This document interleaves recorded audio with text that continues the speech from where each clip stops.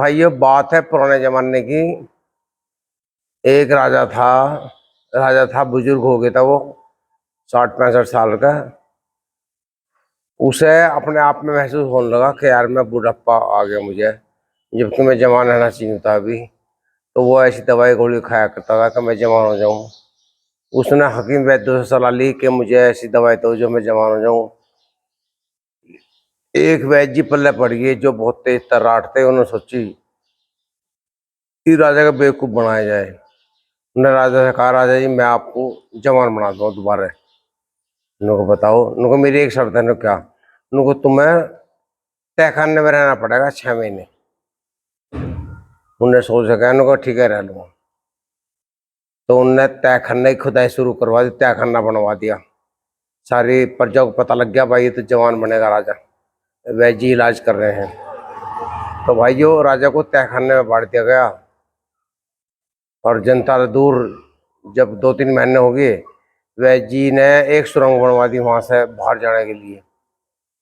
तो वैद्य जी ने जो था बाहर जाकर तलाश करी एक आदमी की, कोई ऐसे राजा की मिलती जुलती शक्ल का हो। तो भैया उन्हें वैद्य जी को एक आदमी मिल गया जो राजा की शक्ल से मिलता था लेकिन जवान था। उससे बातचीत करी, उससे कहा भाई मैं तुझे राजा बना दूंगा ऐसा है। वो कहना मैं तो राजा नहीं बन सकता, मैं तो नहीं जानता इस बारे में कुछ बात करनी पड़ जा रहा है। उनको मैं तुम्हें सिखा दूंगा सब। उससे लालच आ गया, कहने लगा तो बताओ कैसे बनेगा। उनको तो मेरा काम है। उनने जो था उससे बात कर लिया, अपने उसका एड्रेस पूछ लिया। उनको ठीक है मैं जो ले लेना मत, वो चलिए मेरे साथ। उनको ठीक है। उसे लालच दिया भाई तुम मौज करेगा, 2-3 रानी है, ऐसा बात है। उसने राजा को जहर दे दिया। वैद्य जी ने राजा को मार दिया, लाद का कमर पे। वो तहखाने में को निकल के सुरंग में को, अरे एक जंगल में जाके कुआ था, उस कुएं में फेंक आया उसकी डेड बॉडी लाश को। और उस तहखाने में को उसे बांट दिया। वो जो वो था राजा की शिकल का आदमी, उसे अंदर ले जाके उसे बूंद दिया। उन्होंने कहा तेरी इतनी दाढ़ी बढ़ाई थे, पब्लिक में नहीं आने देना। उनको ठीक है।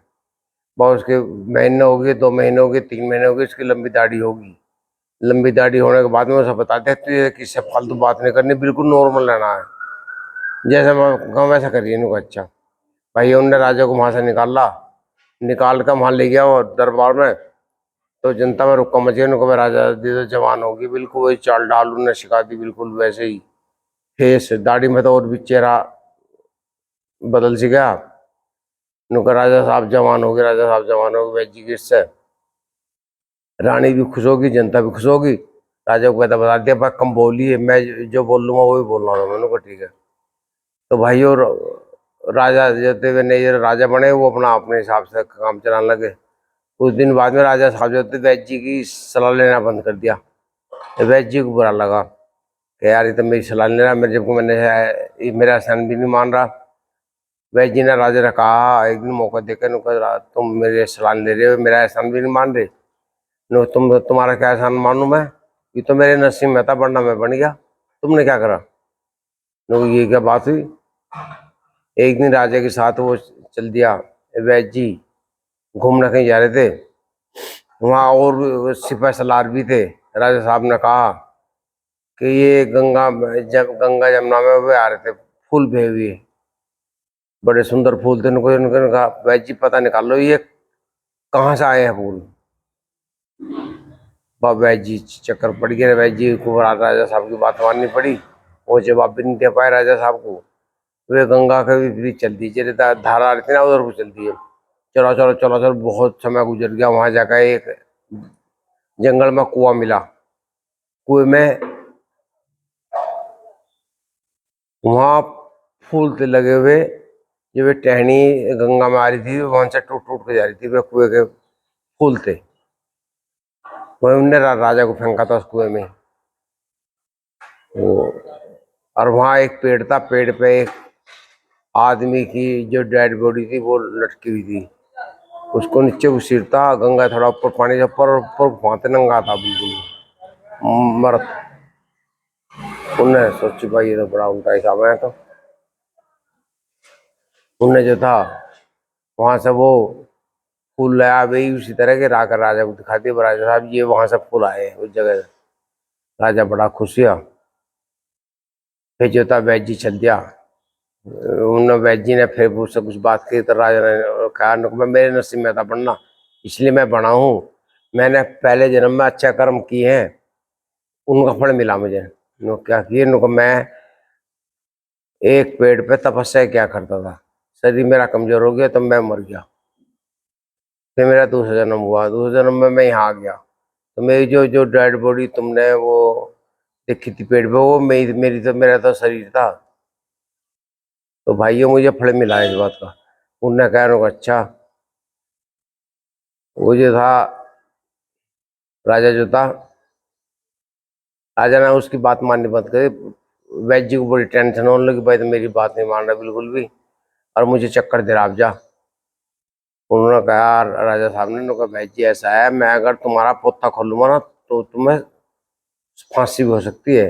पंडित जी कंपन लगा, उन्होंने कहा ना वैद्य जी कंपन मतलब मैं तुम्हारे खिलाफ कोई एक्शन नहीं लूंगा, पर अपना मुंह बंद रखो तुम।